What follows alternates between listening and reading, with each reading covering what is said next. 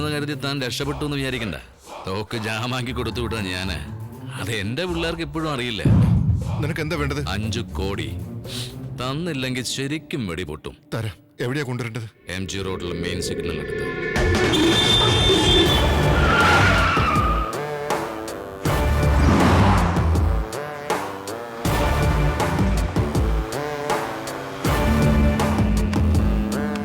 Hello Narsee, അവരെ follow ചെയ്യേ. ചെയ്യാം. ഒരു കാരണവശാലും ഇത് മിസ്സാവരുത്. ഇതൊരു വലിയ ഡീലാ. എനിക്ക് വേണ്ടി നീ ചെയ്യുന്ന അവസാനത്തെ ഡീൽ.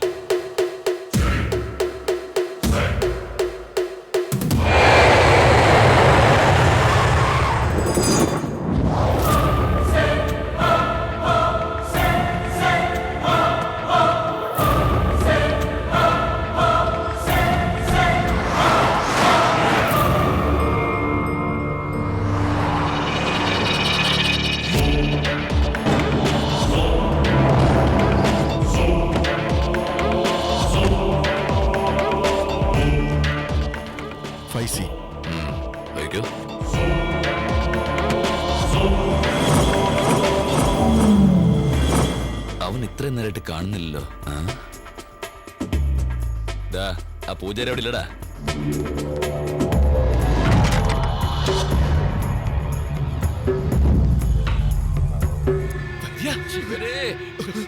അണ്ണാ അവരോട് ഇല്ലണ്ണ, രക്ഷപ്പെട്ടു. എങ്ങനെയാണ് അവൻ രക്ഷപ്പെട്ടത്? എന്തിനാ ടെൻഷൻ അടിക്കുന്നേ? അവൻ ഇങ്ങോട്ട് വരും.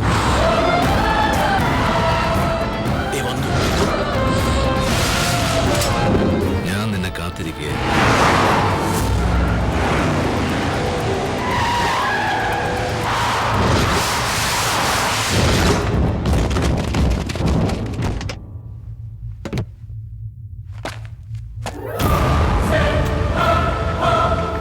പൂജാരി, ഞങ്ങളൊന്നും കണ്ടുപിടിക്കില്ലെന്ന് കരുതിയോ?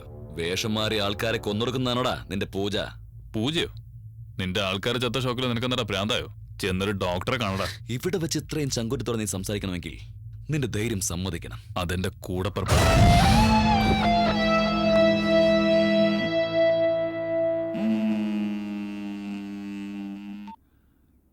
സർ. എന്താ നരസിംഹ, അവന്മാര് നിന്നെ ശരിക്കും പൂട്ടിയല്ലേ? സർ, നിനക്കെന്റെ മോളെ പ്രേമിക്കണോ അല്ലടാ? സകലമാന ആൾക്കാരുടെ ഫോൺ ടാപ്പ് ചെയ്യുന്ന ഞാൻ നിന്റെ ഫോൺ ടാപ്പ് ചെയ്തിരിക്കൂടാ. ചാകടാ, നിന്നെ എനിക്കിന് വേണ്ട, പൊയ്ക്കോ.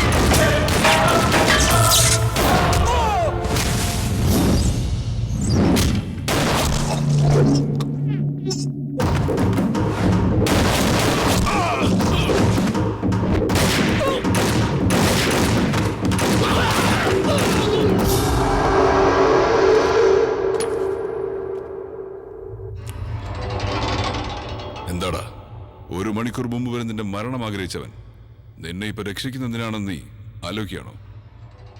ഈ കളിയിൽ എനിക്ക് ചില പ്രത്യേക ലക്ഷ്യങ്ങളുണ്ട്.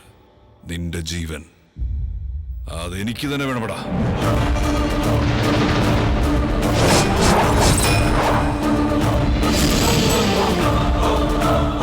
ഈ കളിയിൽ എനിക്ക് ചില പ്രത്യേക ലക്ഷ്യങ്ങളുണ്ട്. നിന്റെ ജീവൻ അതെനിക്ക് തന്നെ വേണമടാ.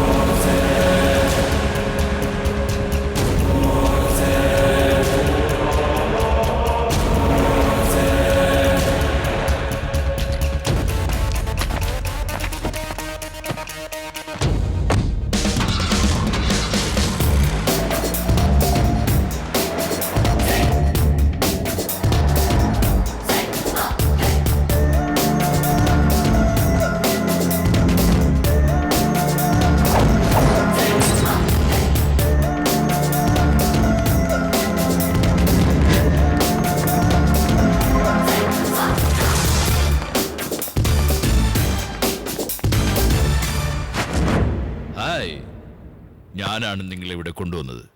ഇയാളാരാ? ഞാൻ പറഞ്ഞ റോയ് ഇയാളാണ്. ചെയ്ത ഹെൽപ്പിനെല്ലാം നന്ദി. ഇന്നു മുതൽ നീയും എൻ്റെ ആളാ. വെൽ, നിങ്ങളെല്ലാം ഞാൻ ഇങ്ങോട്ട് കൊണ്ടുവന്നത് എന്തിനാണെന്നറിയോ?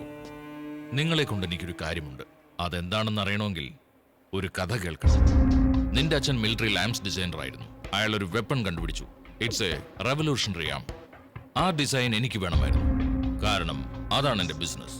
പക്ഷെ നിന്റെ അച്ഛൻ സമ്മതിച്ചില്ല. ഞാൻ നിന്റെ അച്ഛനെ പറ്റി കൂടുതൽ അന്വേഷിച്ചു. അങ്ങനെ നിന്റെ അച്ഛന്റെ ബെസ്റ്റ് ഫ്രണ്ട് ധൻരാജിനെ കിട്ടി.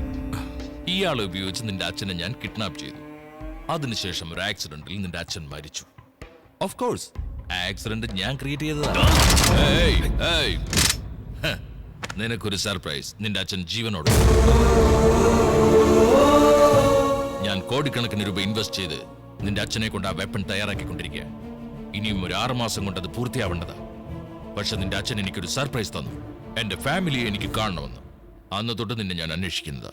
ഇപ്പോഴാ കയ്യിൽ കിട്ടിയത്. മേജർ,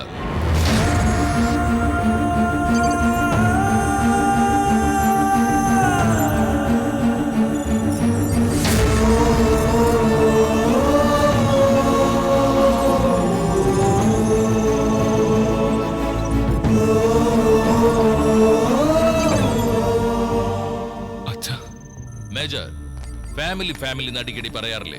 ഇതാ നിങ്ങളുടെ മകൻ. നീ ഇയാളുടെ മകൻ തന്നെയാണോ അതോ ഞങ്ങൾ എന്തെങ്കിലും നാടകം കളിക്കുന്നതാണോ എന്ന് ഇയാൾക്കൊരു സംശയമുണ്ട്. ഇത്തരം സീരിയസ് കാര്യങ്ങളിൽ ഞാൻ നാടകം കളിക്കാറില്ല. നീയാണ് മകനെന്ന് തെളിയിക്കാനുള്ള ബാധ്യത നിനക്കുണ്ട്. Prove it. നോക്കടോ, കഴിഞ്ഞ 20 വർഷങ്ങളായി ഞാൻ എൻ്റെ കുടുംബത്തെ മറന്നൊരു ജീവച്ഛവും പോലും ഇവൻ്റെ കൂടെ ജോലി ചെയ്യുക. സത്യം പറ, നീ ആരാ? അച്ഛാ, ഞാൻ അച്ഛന്റെ മോൻ തന്നെയാ. ഒരു മിനിറ്റ് അച്ഛാ. ഹലോ അമ്മേ, ഒരു മിനിറ്റ് ഒന്ന് ഹോൾഡ് ചെയ്യേ. ഞാൻ അമ്മയ്ക്കൊരു സർപ്രൈസ് തരാം. ഹലോ, ചന്ദ്രേട്ടാ.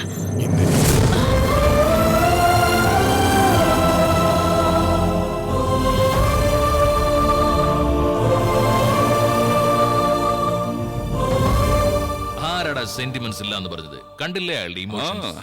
ബാബുജി, അധിക നേരം അച്ഛനെയും മോനെയും കൂടെ ഐലൻഡിൽ തനിച്ചു നിർത്തുന്നത് ശരിയല്ല. അവൻ ആള് വിളഞ്ഞ വിത്താ. ഓക്കെ, ഷിഫ്റ്റ് ചെയ്തേക്കും.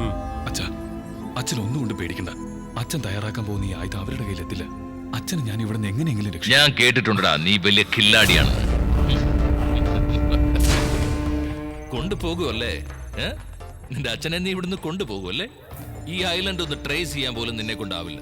14 രാജ്യങ്ങളിലെ ഗവൺമെന്റുകൾ എന്റെ പേര് കേട്ടാൽ മതി ഞെട്ടി വിറയ്ക്കും. ഷൂട്ട് ചെയ്യട്ടെ? നിന്റെ അച്ഛനെ ഷൂട്ട് ചെയ്യട്ടെ?